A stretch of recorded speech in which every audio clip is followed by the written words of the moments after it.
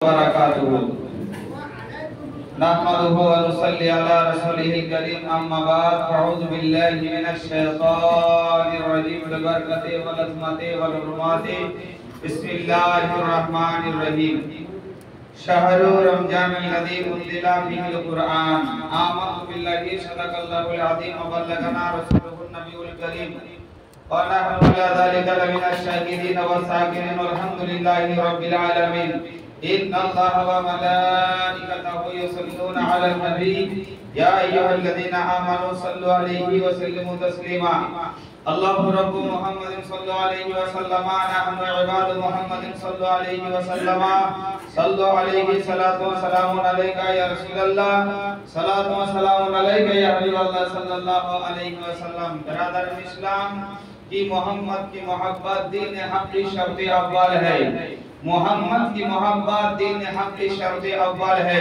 अगर हो इसमें कुछ खामी तो सब कुछ नामुकम्मल है ब्रदर इस्लाम समस्त तारीफ प्रशंसा से महान আল্লাহ তাবারক তাআলার নিমিত্তে যে আল্লাহ আপনাকে আমাকে আমাদের সকলকে পবিত্র দিনে পবিত্র ঘর মসজিদে আসার তৌফিক দান করেছেন সেই আল্লাহর শুকরিয়া করতে একবার বলুন আলহামদুলিল্লাহ অতঃপর আপনাকে আমাকে আমাদের সকলকে এই পবিত্র মাহে রমজানুল মুবারকের শ্যাম পালন করার শক্তি ক্ষমতা দিয়েছেন সেই আল্লাহর শুকরিয়া করতে একবার বলুন আলহামদুলিল্লাহ অতঃপর আপনার নবী আমার নবী তথা সারা জাহানের নবী কুল কায়নাতের নবী 18000 মাখলুকাতের নবী জিনের নবী ইনসানের নবী স্বয়ং আল্লাহর নবী জনাবে মুহাম্মদুর রাসূলুল্লাহ জোরে বলুন সাল্লাল্লাহু আলাইহি ওয়াসাল্লামের প্রতি সহস্র কোটি দরুদ সালাম বর্ষিত করবিত হোক সকলে ভক্তি ভরে উচ্চ স্বরে বলুন আল্লাহুম্মা আমিন ব্রাদার ইসলাম পবিত্র জুম্মার দিন এবং পবিত্র মাস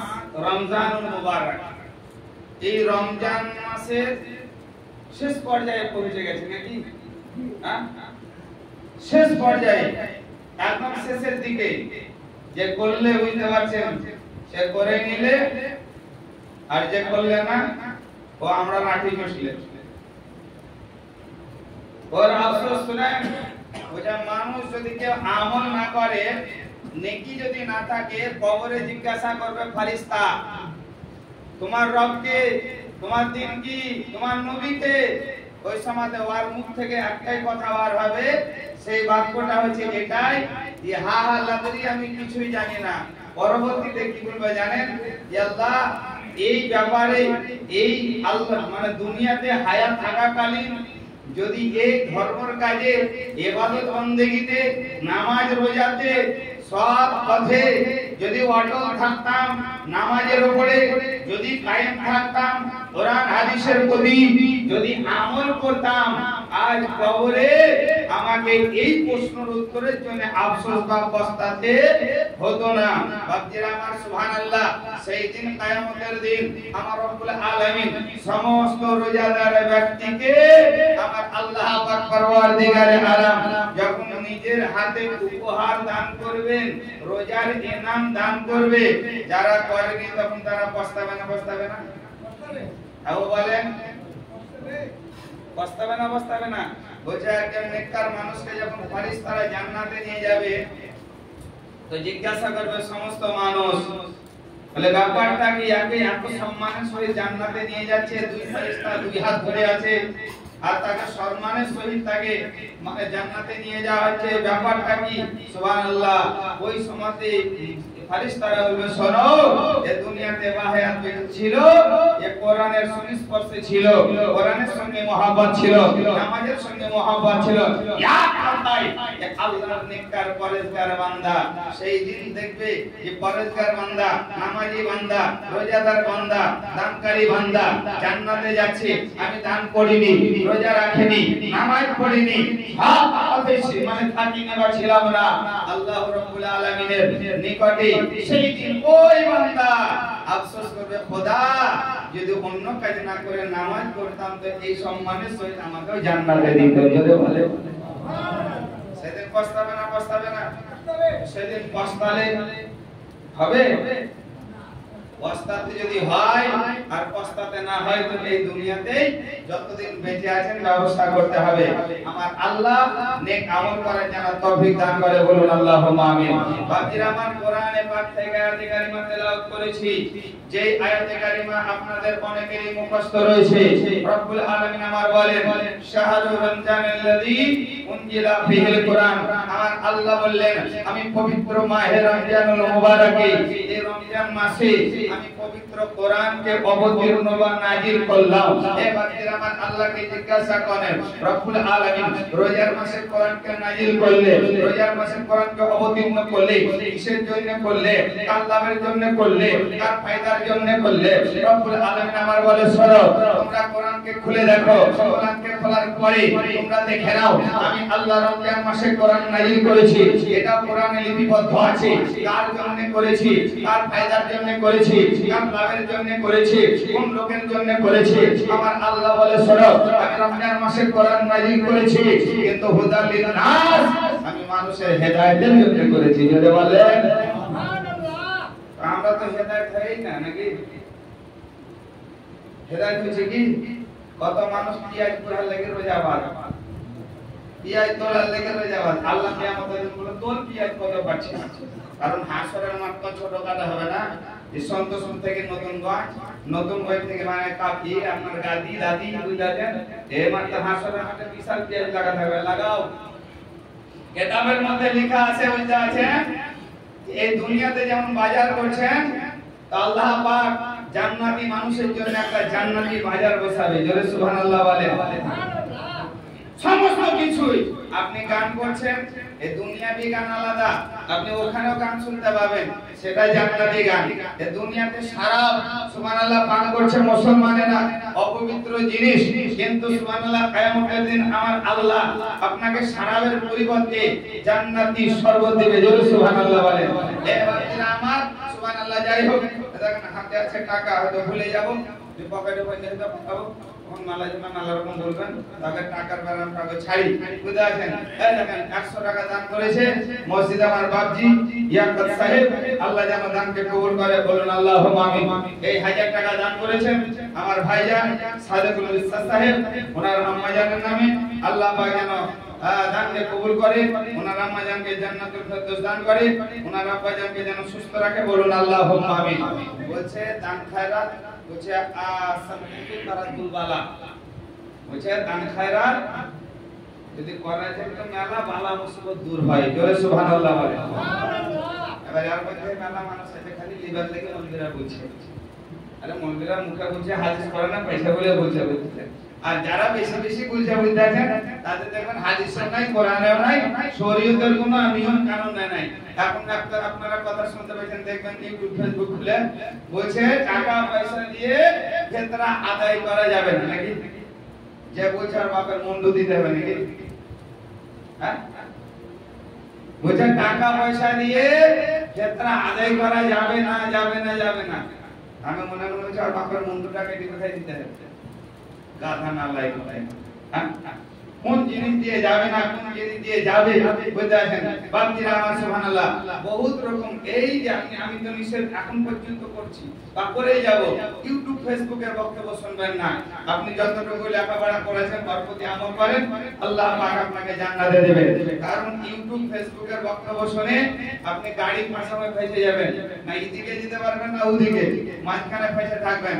কারণ সাধারণ আপনি আমি মানুষ, কোন মৌলবিটা শুননি আর কোনটা চুননি ধরার ক্ষমতা নাই, আপনার আমার ধরার ক্ষমতা নাই। যাই হোক বাপজিরা আমার সুবহানাল্লাহ। তো এই সুবহানাল্লাহ সাদকা বা সাদকায়ে ফিতর বুঝাছেন আমাদের সুবহানাল্লাহ রোজার তোহফা গালামে দেখবেন যে গম এবং জবের ভাগটা দিয়েছে নাকি? গম এবং জব। আপনি গম দেন কেন? নিষেধ নাই। হ্যাঁ, গম দেন, আপনি চাল দেন, কিন্তু বলা হয়েছে কিতাবের মধ্যে আছে, শরীয়তের মুসলা বলে, কানুন বলে যে গম আর এবং জব যদি না থাকে তো তার পরিমাণ আপনাকে মূল্যটা দিতে হবে। জোরে সুবহানাল্লাহ বলেন। সুবহানাল্লাহ। তখন মূল্য দেওয়া যাবে না, বুঝাইছেন? যাই হোক সুবহানাল্লাহ। এরা 300 টাকা দান করেছে, 200 টাকা আমার হাজী ফারুজ বিশ্বাস সাহেব এবং 800 টাকা দান করেছে সদ্য আমজাদ দাওয়ান। আল্লাহ যেন দানকে কবুল করে, বলুন আল্লাহুম্মা আমিন। এই আধঘন্টা লাগবে কোথায় মিলাইতে পারবে না। যাই হোক সুবহানাল্লাহ। এই দেখেন কি করে মিলাবো, কি করবো আল্লাহ জানে। আচ্ছা থাক দেব না, পকেটে পড়ে যাবে খালি যদি পকেটে আবার একটা থাকে বলতেছেন। যাই হোক সুবহানাল্লাহ।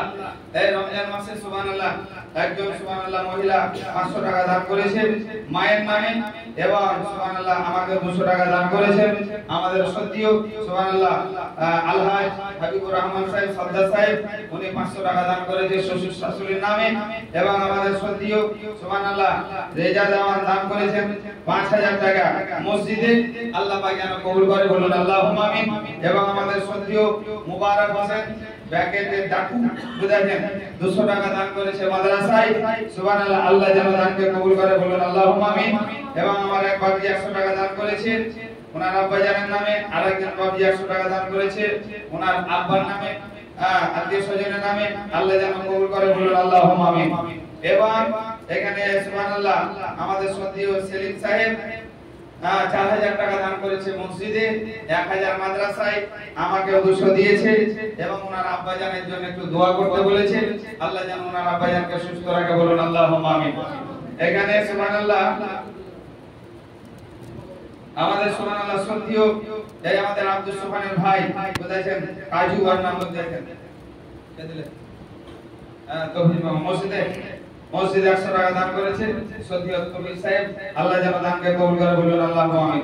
তো আমাদের মাওলানা আব্দুল সুবহানের ভাই কাজু মার নামে 200 টাকা দান করেছে, আমাকে 50 টাকা দান করেছে, এবং 200 টাকা দান করেছে সোহেল। সুবহানাল্লাহ সোহেল 200 টাকা দান করেছে। আল্লাহ পাক যেন মার নামে 200 টাকা দান করেছে সোহেল বিশ্বাস। আল্লাহ যেন কবুল করে, বলুন আল্লাহুম্মা আমিন।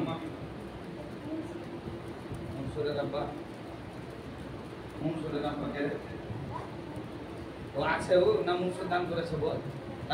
সদ্য মুনবির বাবার সন্তান বা ছেলে বাবার নামে 100 টাকা দান করেছে। আল্লাহ যেন তার ছেলে দানকে কবুল করে, তার বাবার গোরাজাবকে maaf করে জান্নাতুল ফেরদৌস দান করে, বলুন আল্লাহুম্মা আমিন। এবং আমার বাপজি সুবহানাল্লাহ সুলেমান বিশ্ববারের সুলেমান বাপজি 500 টাকা দান করেছে, এবং আমাদের সন্ধিও লেজু 500 টাকা দান করেছে বুঝাইছেন। আমার মুজাম ভাইজান 1000 টাকা দান করেছে দাদা দাদি নানা নানির নামে বুঝাইছেন। মাওলানা ইমাজউদ্দিন 200 টাকা দান করেছে, আর বাপজি মিনহাজ আমাকে 100 টাকা দান করেছে। 500 টাকা মসজিদে বাবা মার নামে দান করেছে। সত্যিও ছোট্ট দেওয়ান বুঝাইছেন 200 টাকা শ্বশুরের নামে দান করেছে। আল্লাহ পাক যেন এই সমস্ত দানকে কবুল করে, বলুন আল্লাহুম্মা আমিন।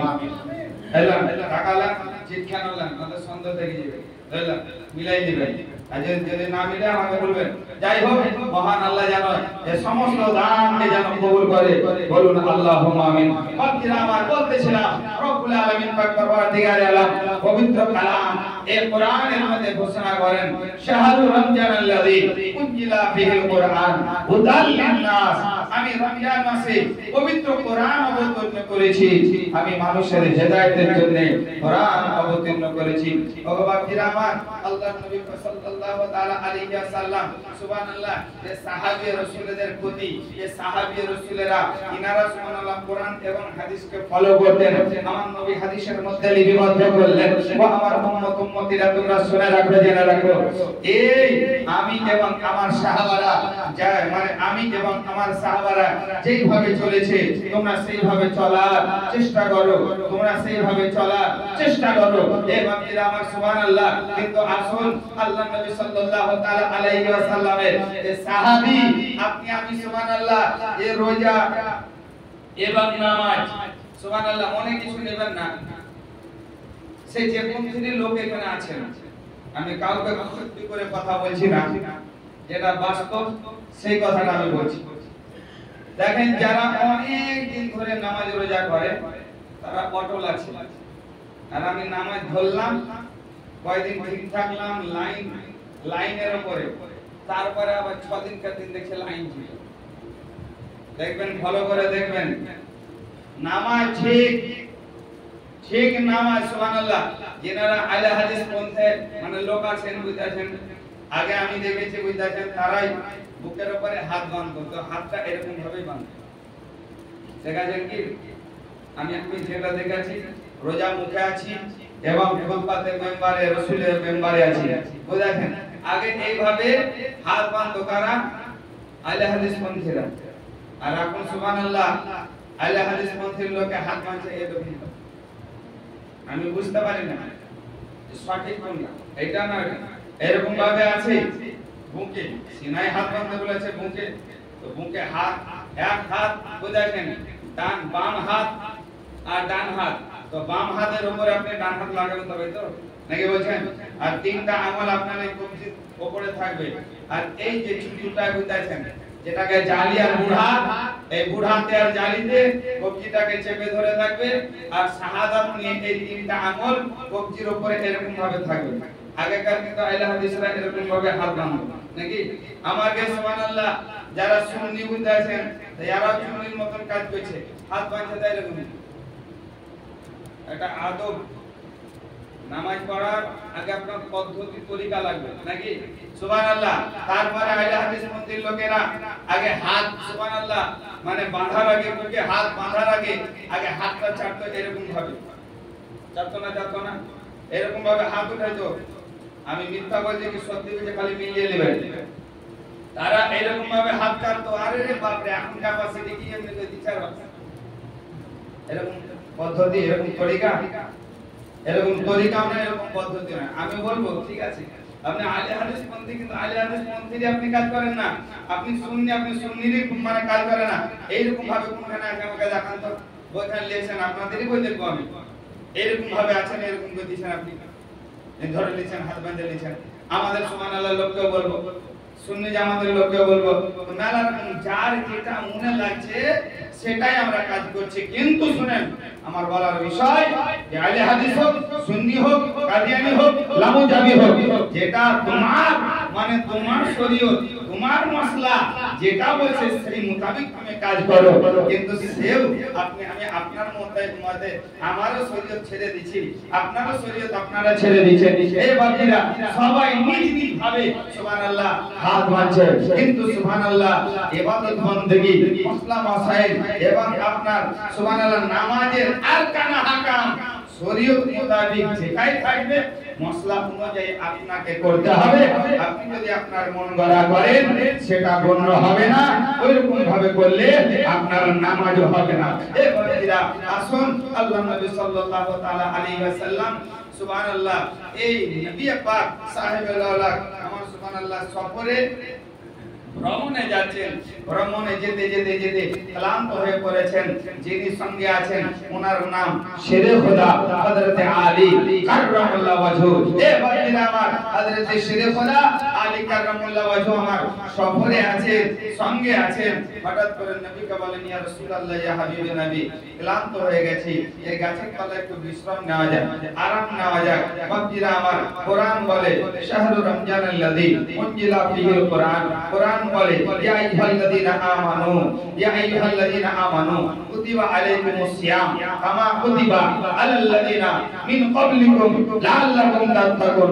বান্দীরা আমার সুবহানাল্লাহ এই কোরআন যে আপনার আমার হেদায়েতের জন্য এসেছে, এই কোরআন যে আপনার আমার জন্য সুবহানাল্লাহ দুনিয়াতে আপনার আমার হেদায়েতের জন্য এসেছে, উপকারের জন্য এসেছে।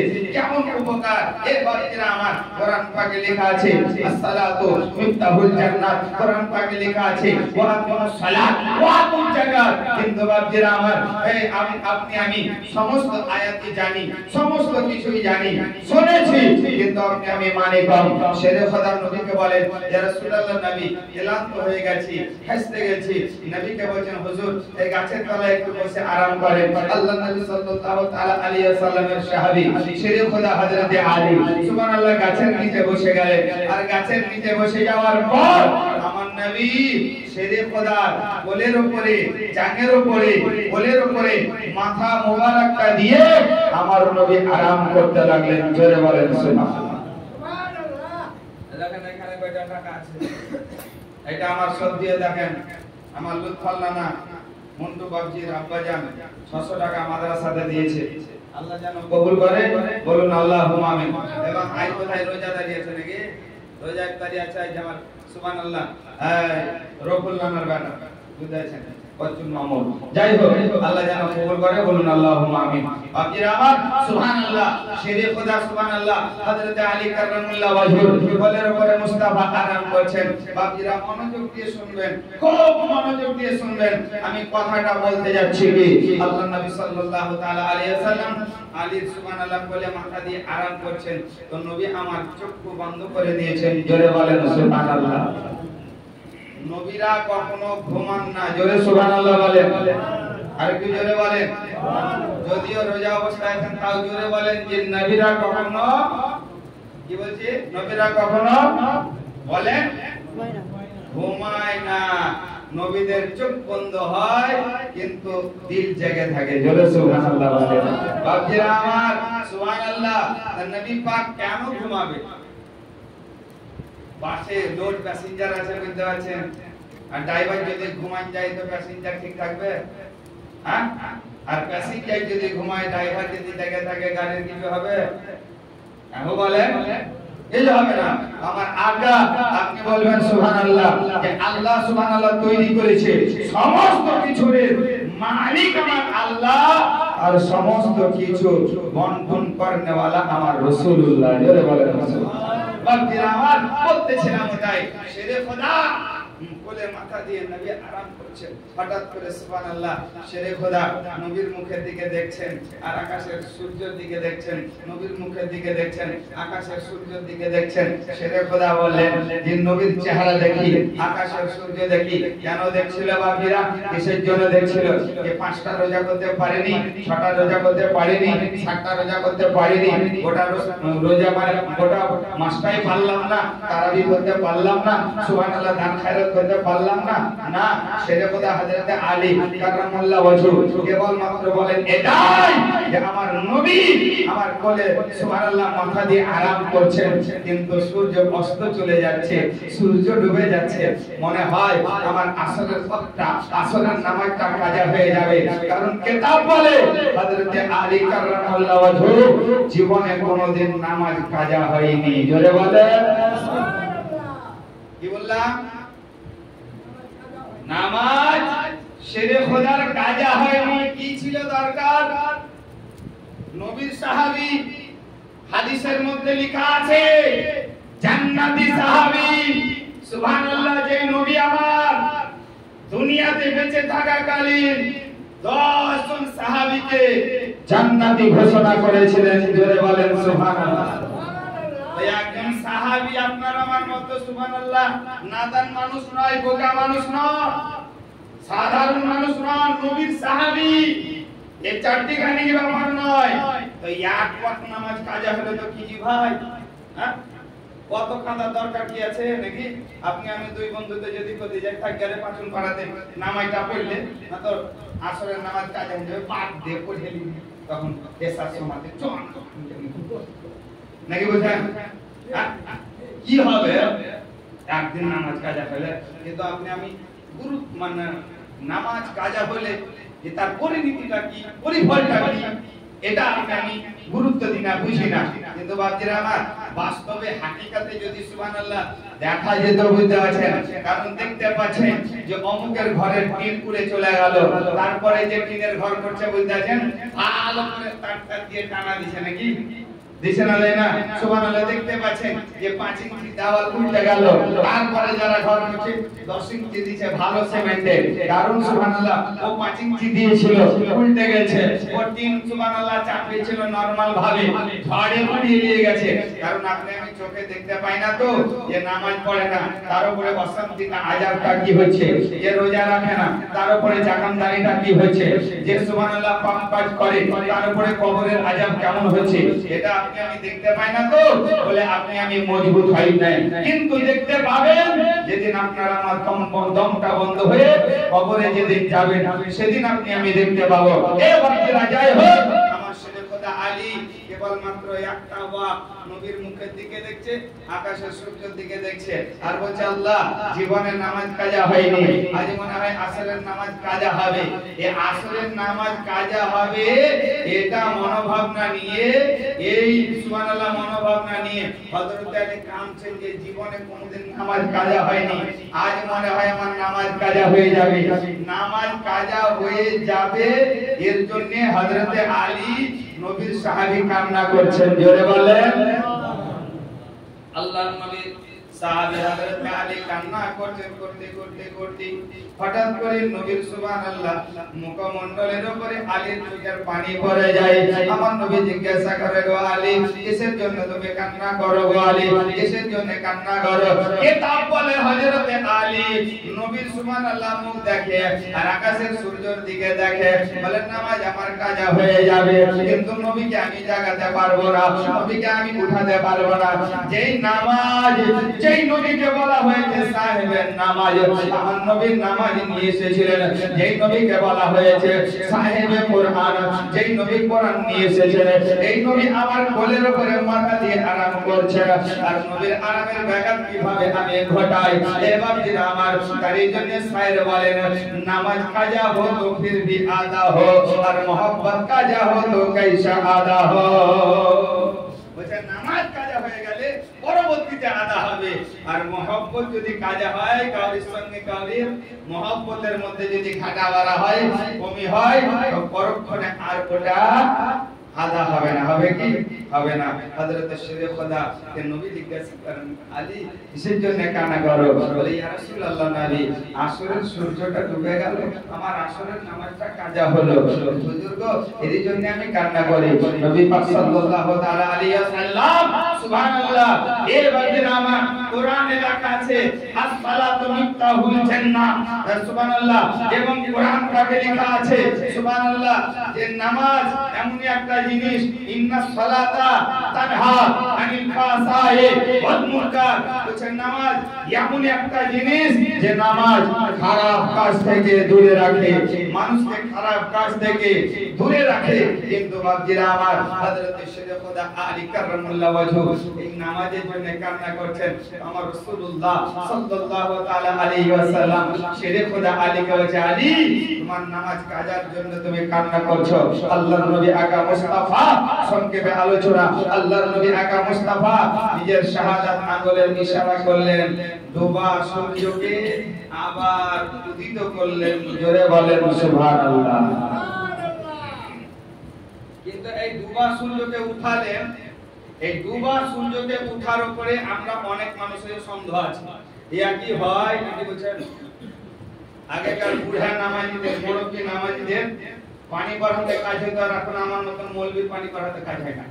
মানবেন না? মানবেন না? কি বলছেন? হ্যাঁ, তো নবী পাক সাল্লাল্লাহু আলাইহি সাল্লাম সুবহানাল্লাহ শাহাদাত আঙ্গুলের ইশারাতে চাঁদ দুই খণ্ড হবে না, ডুবা সূর্য উঠবে না, তো দাদুর আঙ্গুলের ইশারায় হবে? আমি বলছি যদি না হতে পারে, আর নবী তো শাহাদাত আঙ্গুলের ইশারাতে সুবহানাল্লাহ ডুবা সূর্য উদিত করেছিলেন। নবী তো আসমানের পূর্ণিমার চন্দ্রকে দুই ভাগ করেছিলেন। ওই যদি নবীর সমতুল্য হয়, নবী যদি আমাদের মতো হয়, চন্দ্র দুই খণ্ড করা তো দূরের কথা, এ সুবহানাল্লাহ তোমার সামনে একটা রাজা মেরি বিস্কুট ধরছি, তুমি বিস্কুটটাকে দুভাগ করো তো দেখি। কিন্তু অনেক জনা বলে নবী হাম জাইসা ওয়াসাল, আস্তাগফিরুল্লাহ নাউযুবিল্লাহ, না, আল্লাহ কোরআন পাকে বলেছেন নবী তুমি বলে দাও যে আমি তোমাদের মতো একটা মানুষ। এই সামনে ইলেকশন আছে, দেখিয়ে যত রকম নেতা খেতা আসবে এমনি করে থাকবে, আমি তো আপনাদের ভিতরে মানুষ, একটু দেখিয়ে বলবে না? বলবে না? বলে না? বলে না? দেখেন আমি তো আপনাদেরই মানুষ, আপনাদেরই ভাই, কিন্তু আপনারা কেউ বলেন যে আমি জাকিরের মতন, আমি কোন মুখার্জির মতন, আমি ওই মোদির মতন, বলতে পারবেন? তাহলে একটা মানুষ মানুষের সমান যদি না হতে পারে, এ বাপজিরা আমার একটা মানুষ মানুষের সমান যদি না হতে পারে, একটা মানুষ নবীর সমান কি করে হতে পারে? নাউজুবিল্লাহ, এটা ভুল ধারণা। যাই হোক, আমার আল্লাহ পাক পরওয়ারদিগার আলামের নবী শাহাদাত আঙ্গুলের ইশারা করলেন, ডুবা সূর্য উদিত করলেন, শেরে খোদাকে বললেন যাও নামাজ পড়ো, যাও নামাজ আদা করো। হুজুর সুবহানাল্লাহ, নামাজ আদা করলেন শেরে খোদা, নামাজ পড়ে আসরের নামাজ পড়ে বার হলেন। আমার মুস্তাফা জিজ্ঞাসা করছেন, মদিনাবাসীর লোকেরা সুবহানাল্লাহ অবাক হয়ে গেল, কি ব্যাপার, আসরের নামাজ পড়ে নিয়েছিলাম, আবার আমাদের মানে কিয়ামত শুরু হলো নাকি, কি ব্যাপার, ব্যাপারটা কি, লম্বা চওড়া ঘটনা, ওদিকে আমি যাচ্ছি না। শেরে খোদার নামাজ সুবহানাল্লাহ পড়ে বার হলেন। আর বার হওয়ার পরে আমার মুস্তাফা জিজ্ঞাসা করছেন, আলী তুমি নামাজ আদা করলে? বলে ইয়া রাসূলুল্লাহ, হ্যাঁ নামাজ আদা করলাম। কিন্তু নবী গো, একটা কথা আমি আপনাকে জানাতে চাই। বলে কি?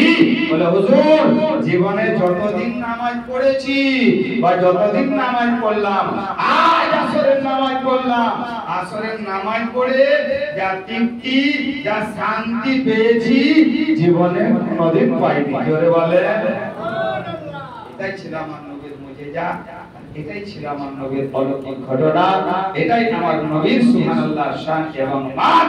আল্লাহ পাকের সুবহানাল্লাহ নবীর সাদকায় আপনি আমি রোজা পেয়েছি, নামাজ পেয়েছি, মা-বাপ পেয়েছি, দুনিয়া পেয়েছি, জান্নাত জাহান্নাম পেয়েছি।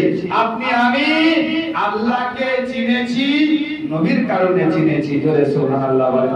মহান আল্লাহ আপনাকে আমাকে আমাদের সকলকে যেন কোরআন এবং হাদিস মতে চলার তৌফিক দান করেন। বলুন আল্লাহুম্মা আমিন। আমার আল্লাহ আমাদের